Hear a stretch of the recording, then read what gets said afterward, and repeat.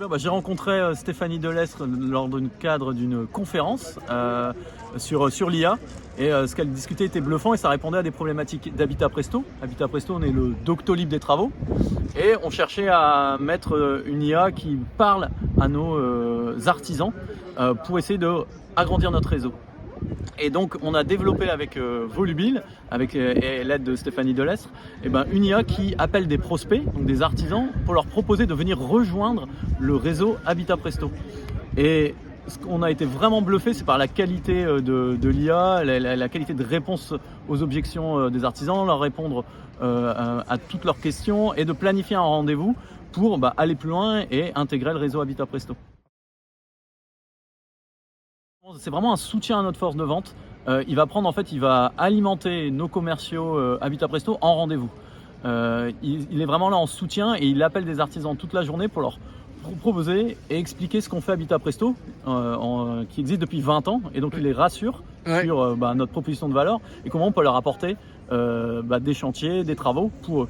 Donc tout de suite ça match et donc ça remplit l'agenda de nos commerciaux, cette fois-ci des humains, qui eux après se chargent de s'assurer que l'artisan répond à nos critères de qualité et rejoint notre réseau. On est très content d'avoir une IA pour ça parce que l'IA elle ne dort pas, elle ne s'arrête pas, donc on peut faire des tests toute la journée et le créneau qui marche le mieux pour nous c'est très tôt le matin quand les artisans, c'est peut-être un peu un cliché, mais avant de démarrer sur le chantier, le petit café chez les fournisseurs, Rexel, CDO, la plateforme du bâtiment, voilà, on va faire un petit appel pendant qu'ils prennent le café qui sont là et donc ils sont très réceptifs, les taux de joignabilité sont plus forts et donc ils sont très réceptifs et donc on peut avoir cet échange avec l'IA. On est plutôt sur les mobiles pour les personnes qui sont, pour les pros qui sont plutôt profil auto-entrepreneur ou 1 à 2 salariés. Et après, on va appeler les lignes fixes pour les sociétés de plus 10 salariés. On va plutôt tomber sur des secrétariats. On a la chance d'être une start-up dans le groupe Engie, donc c'est vraiment deux mondes, deux cultures, la start-up et le grand groupe du CAC 40.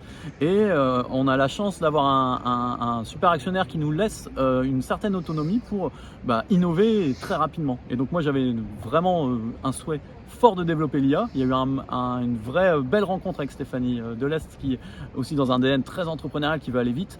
Et en 2 semaines, on a déployé l'agent conversationnel qui passe en ce moment 500 appels sortants par jour.